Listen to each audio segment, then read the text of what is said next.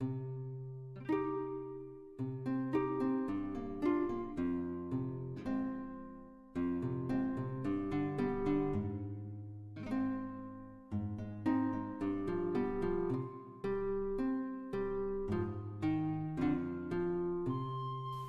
story of the Garden of Eden is the theological use of mythological themes to explain the human progression from a state of innocence and bliss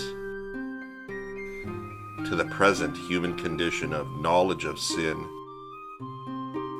misery, and death.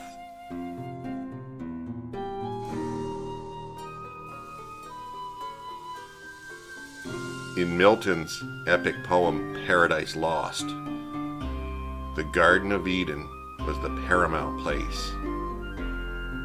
It's the story of the creation of man, and most significantly, of man's act of disobedience and its consequences. The Garden of Eden represents mankind's loss of innocence. Good evening, my friends. Welcome back. Thank you for joining me for another episode of True Crime Jesus. On February 13th, 2017, 14-year-old Liberty German and 13-year-old Abigail Williams were abducted and subsequently murdered while walking on the nature trails at the Monon High Bridge in Delphi, Indiana. Liberty managed to record video and audio of their killer.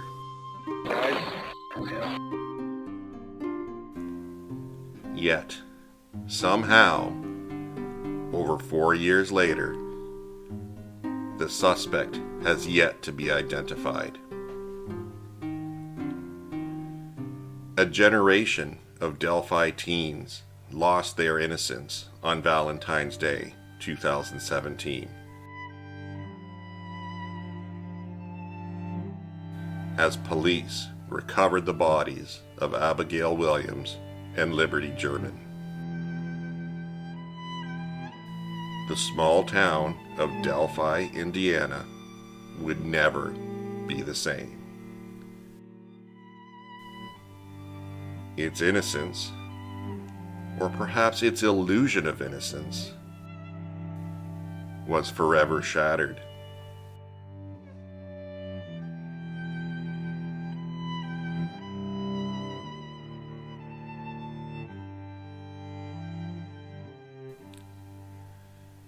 Prior to the murders, Delphi was a sleepy little town where everyone knew each other.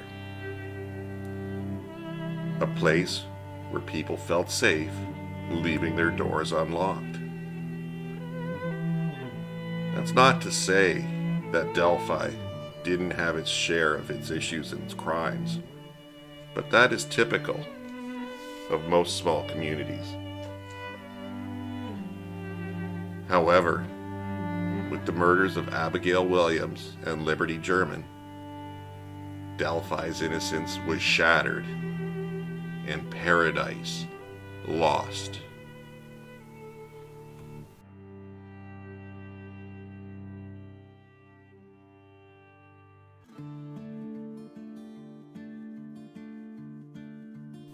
In February 2021, Carroll County Sheriff agreed to answer questions solicited by the Carroll County Comet from its readers. While all the questions submitted were pertinent, there was one question with serious legal consequences that deserves an immediate answer. Sheriff Lazenby was asked,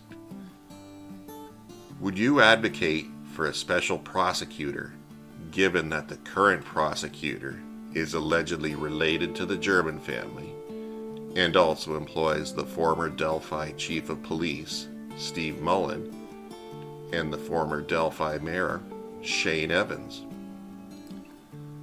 Lazenby's response, "As sheriff, it is not my role. However, should the issue be of a concern to Prosecutor McClelland, he will make the fitting decision." An issue of concern?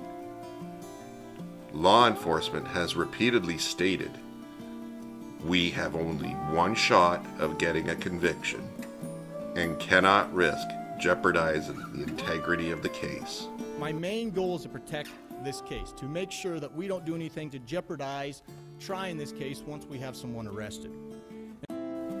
Did Prosecutor McClelland strike a Faustian bargain? County Prosecutor McClelland must address this issue.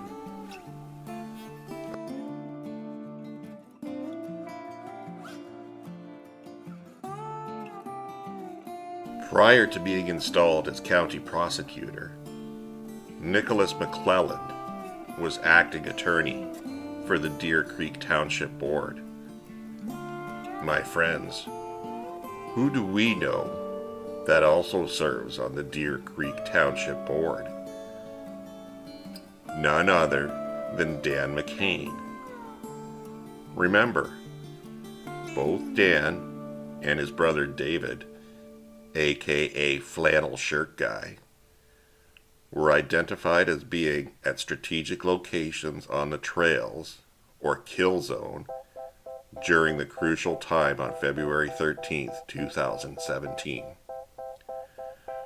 Both were seen carrying walkie-talkies. Dan McCain was identified as being at the cemetery, while David McCain was identified as being at the Monon High Bridge, directing Derek German down the wrong trail. According to anonymous sources, David McCain was the witness that provided the older sketch to law enforcement, which they later rejected. My friends, County Prosecutor Nick McClelland has every right to hire individuals he believes will strengthen his office. However, the hiring of Shane Evans as Deputy Chief Prosecutor certainly has raised concerns. Shane Evans has been discussed on Reddit and various Facebook groups in regards to his possible involvement in the tragic events of February 13th, 2017. If a knife is used in a sexual homicide like this one, the offender will insert himself into the investigation 24% of the time.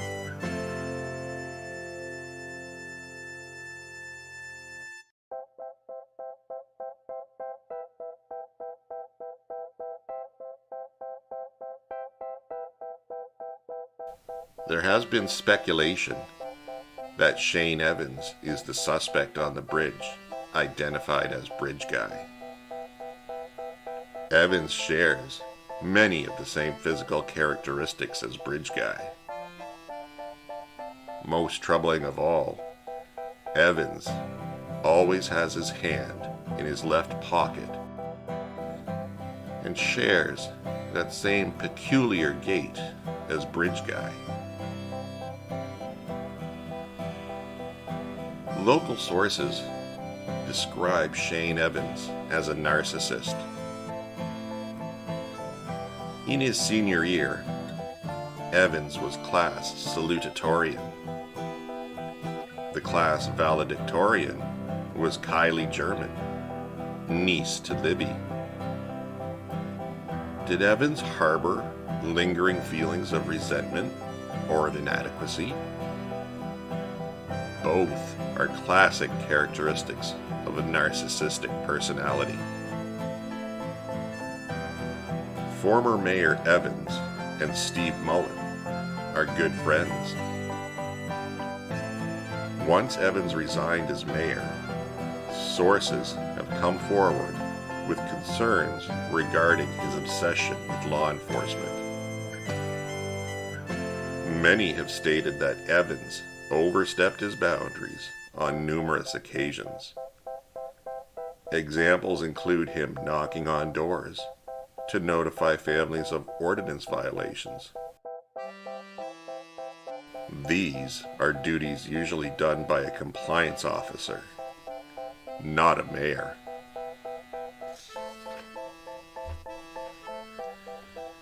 In Delphi, only if the police chief resigns, then would the mayor be the acting police chief until a new one is appointed.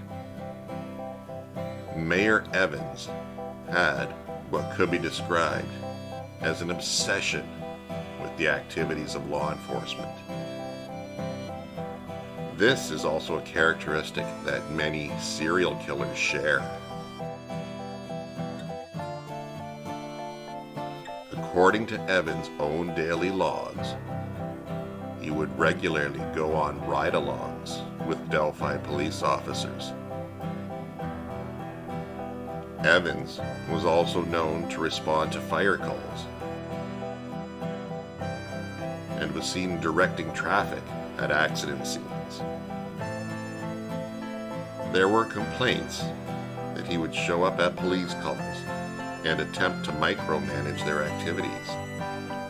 The Indiana State Police allowed Evans, while mayor, to attend strategy and information meetings on the Delphi murder case.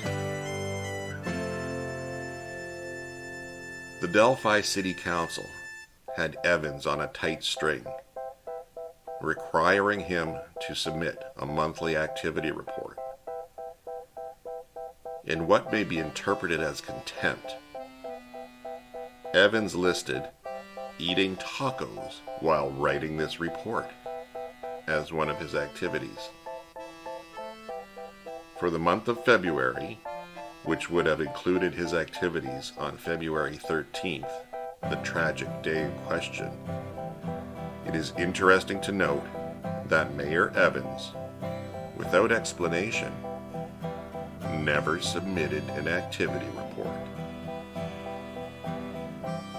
The Delphi Council agenda of February 6, 2017. On February 13th, 2017, Mayor Evans didn't show up to search until after 8:30 p.m. His excuse was that nobody had notified him. Many find that excuse suspect, since he was the highest ranking official in Delphi, and he had a very close association to local law enforcement.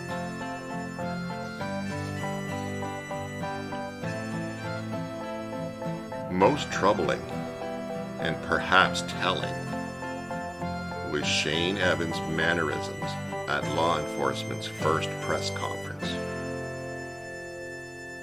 As evidenced on video of the proceedings, Evans appeared to be very uncomfortable, swallowing hard with a nervous lip twitch approximately 15 times over the course of only a few short minutes. We would not have captured this had Evans not shaved his characteristic beard. Evans appeared uneasy, eyes glancing around over 15 times with his head down. These numbers are very conservative and don't take into account the approximate 5 minutes that he was blocked from the camera. My friends, in Delphi, Paradise Lost teaches us to recognize good and evil. The difference between the two help us understand what we should seek and most certainly what we should avoid. Evil is unavoidable, but as long as one exists, so does the other. We must ask ourselves, dear friends, which side do we want to fall on? and then we must act.